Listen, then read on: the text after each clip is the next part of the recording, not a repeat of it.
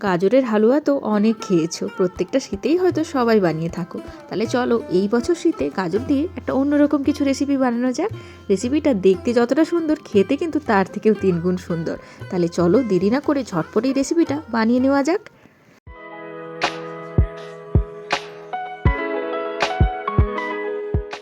এই গাজরের রসমালাইটা বানানোর জন্য 3টে গাজর হলেই যথেষ্ট, এটা দিয়েই হয়ে যাবে। তো ডিনারের কিছু আগে হঠাৎ করে আমার ইচ্ছে হয়েছিল গাজরের হালুয়া খাওয়ার, কিন্তু হালুয়া বললেই তো আর বানানো যায় না, অনেক জোগাড় যন্ত্র করতে হয়।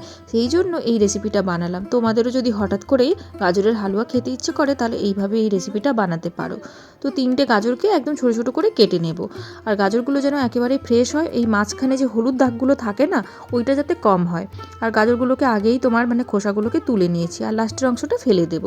তো এই টুকরো টুকরো করে ছোট করে কেটে এগুলোকে কি করব, মিক্সার গ্রাইন্ডারে নিয়ে নেব। নিয়ে এটার মধ্যে দিয়ে দেব সামান্য একটুখানি চিনি। আমার কাছে পাউডার চিনি ছিল তাই দিয়েছি, তোমাদের কাছে নর্মাল চিনি থাকলে নর্মাল চিনি দিও। ওই ছোট্ট তোমার 1/4 কাপের কাছাকাছি দিয়েছি। আর দিয়ে দিলাম সামান্য একটুখানি দুধটা কিন্তু কাঁচা দুধ। তো এখন এটা একটা স্মুথ পেস্ট আমি বানিয়ে নেব। খুব সহজেই কিন্তু স্মুথ পেস্ট হয়ে যাবে, তবে খুব বেশি জল দেওয়ার দরকার নেই, দুধ দিয়েই কিন্তু এই পেস্টটা বানিও।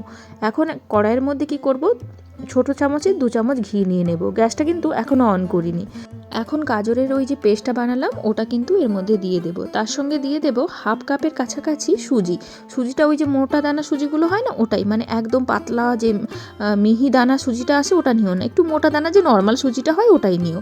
আর ওই কাপেরই 1/2 কাপ দিয়ে দিলাম দুধটা কিন্তু কাঁচা দুধ। এখন গ্যাসটাকে অন করে দেব এবং সব কিছুকে ভালো করে মেশাতে থাকবো। তো গ্যাসটা শুরুতেই অন করিনি, কারণ কি বলো তো, এইভাবে যদি ফুটন্ত দুধের মধ্যে তোমার এই সুজিটা দিয়ে দিই, বা শুরুতেই যদি গ্যাসটা অন করে দিই, তাহলে কিন্তু বেশ বড় বড় লাম্পস হয়ে যায়। আর এইভাবে প্রথমে মিশিয়ে নিয়ে তারপর যদি গ্যাস অন করো তাহলে কিন্তু একটুও লাম্পস থাকবে না।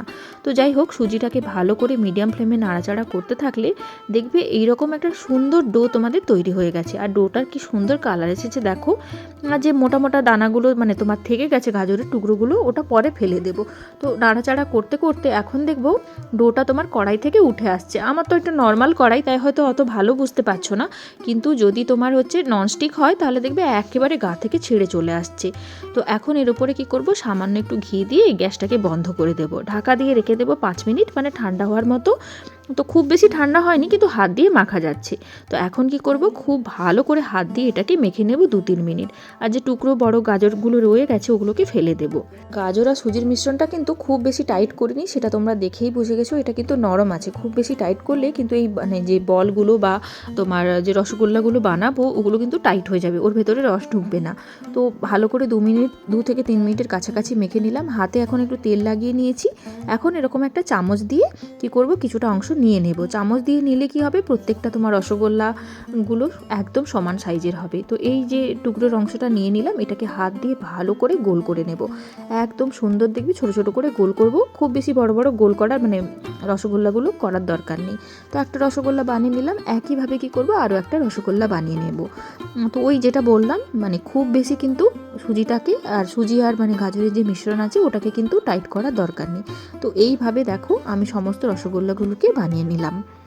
রেসিপিটা কিন্তু তোমাদের দেখে মনে হতে পারে যে অনেকটা কঠিন বা অনেকটা লেন্দি, কিন্তু বানানোর সময় তো আমরা প্যারালালি কাজ করতে থাকি, তখন কিন্তু রেসিপিটা একদমই সহজ এবং খুবই তাড়াতাড়ি হয়ে যাবে। তো যাই হোক, দেখতে পেয়েছো কতগুলো রসগোল্লা বানিয়ে নিয়েছি। এদিকে একটা ছিদ্রযুক্ত থালা নিয়েছি, এর মধ্যে সামান্য একটু তেল লাগিয়ে নিয়েছি। এখন কি করব, কড়াইয়ের মধ্যে যেভাবে তোমার ভাপা পিঠা বা স্টিম করি সেইভাবে একটা স্টিমার বানিয়ে নিয়েছি। এখন ওই ছিদ্রযুক্ত থালার মধ্যে কি করব, এই যে রসগোল্লাগুলো বানালাম ওগুলোকে স্টিম করে নেব। অনেকে কিন্তু এই প্রসেসটা অ্যাভয়েড করে, সরাসরি দুধের মধ্যে এই বলগুলোকে ফুটিয়ে নেয়। তো তাতে কি হয়, বলগুলো তোমার ফেটে যাওয়ার একটা চান্সেস থাকে। এইভাবে যদি স্টিম করে নাও তাহলে কিন্তু একটুও ফাটবে না। তো যাই হোক, সমস্ত রসগোল্লাগুলোকে রেখে দিলাম ঢাকা দিয়ে, এটাকে 5-7 মিনিটের কাছাকাছি স্টিম করে নেব। আর রসগোল্লাগুলোকে রাখার সময় একটুখানি গ্যাপ দিয়ে রাখবো, কারণ এগুলো স্টিম করলে একেবারে ফুলে ফুলে যাবে। 7 মিনিটের কাছাকাছি আমি মিডিয়াম ফ্লেমে এগুলোকে স্টিম করে নিয়েছি। আর রসগোল্লাগুলো ভীষণ সুন্দরভাবে স্টিম হয়ে গেছে, একটুখানি বড় হয়ে গেছে। তো ওটাকে এখন গরম অবস্থাতে কিছু করব না, ওটাকে ঠান্ডা হতে দেব। যতক্ষণ ওটা ঠান্ডা হচ্ছে ততক্ষণ আমরা দুধটা রেডি করে নেব। তো আমি 500 ml এর কাছাকাছি দুধ নিয়েছি। তো ফুল ক্রিম দুধ, একটুখানি দুধ তোমার ওই গাজরের পেস্টের সময় ইউজ করেছি, বাকি দুধটা এর কড়াইয়ের মধ্যে নিয়ে নিলাম। দুধটা একটু গরম হলে 3 চামচের কাছাকাছি এর মধ্যে মিল্ক পাউডার দিয়ে দেবো। মিল্ক পাউডার দিয়ে দিলে দুধটা তাড়াতাড়ি ঘন হয়ে যাবে। যদি তোমরা মিল্ক পাউডার না ব্যবহার করতে চাও তাহলে হচ্ছে একটুখানি বেশি দুধ নিয়ে দুধটাকে ফুটিয়ে ফুটিয়ে একটুখানি ঘন করে নিও, তবে খুব বেশি ঘন করো না। দিয়ে দেবো দুটো এলাচ আর একটুখানি চিনিটা পরিমাণ বুঝেই দিও। আমি খুব কম চিনি ব্যবহার করছি যেহেতু মিষ্টিটা একটু কম খাওয়ার চেষ্টা করছি। তো চিনিটা যখন মেল্ট হয়ে যাবে, দুধটা যখন অনেকটা ঘন হয়ে যাবে, খুব বেশি আবার ঘন করো না, ঠিক আছে? তো তখন এই যে তোমার ঠান্ডা হয়ে যাওয়া রসগোল্লাগুলো মানে গাজরের রসগোল্লাগুলোকে এর মধ্যে দিয়ে দেবো, মানে দুধের মধ্যে। আর দেওয়ার পর কি করব, এটাকে 2 মিনিট ঘড়ি ধরে ফুটিয়ে নেব। 2 মিনিটের বেশি ফোটানোর দরকার নেই। তো দেখবে গাজরের রসগোল্লাগুলো একদম ফেটে যাচ্ছে না এবং ভীষণ সুন্দর নরম হয়ে গেছে। তো 2 মিনিটের কাছাকাছি এটাকে ফুটিয়ে নেব। আর তারপর আমি দিয়ে দেবো মনের মতো করে ড্রাই ফ্রুটটা অপশনাল, তবে দিয়েও ভালো লাগবে।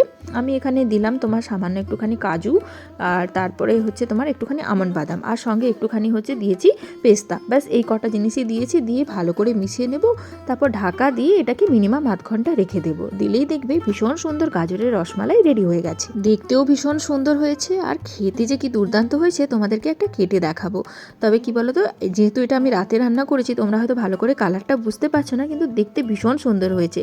আর এটা ঠান্ডা করে রেখে খেলে কিন্তু আরও ভালো লাগবে।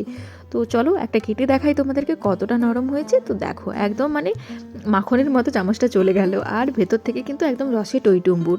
তো দেরি না করে গাজরের এই রেসিপিটা কিন্তু ঝটাপট বানিয়ে ফেলো, ভীষণ সুন্দর খেতে। একবার খেলে কিন্তু গাজরের হালুয়া বানিয়ে না খাওয়ার দুঃখ কিন্তু ভুলে যাবে। তাহলে চলো আমি ঝটপট করে মিষ্টিগুলো খেতে থাকি, আর তোমরা আমায় জানিও কেমন লাগলো আজকের এই ছোট্ট রেসিপিটা। আর হ্যাঁ, অবশ্যই কিন্তু বাড়িতে জানিও। তাহলে চলো টাটা আজকের মতো, নতুন ভিডিও নিয়ে খুব তাড়াতাড়ি দেখা হয়ে যাচ্ছে।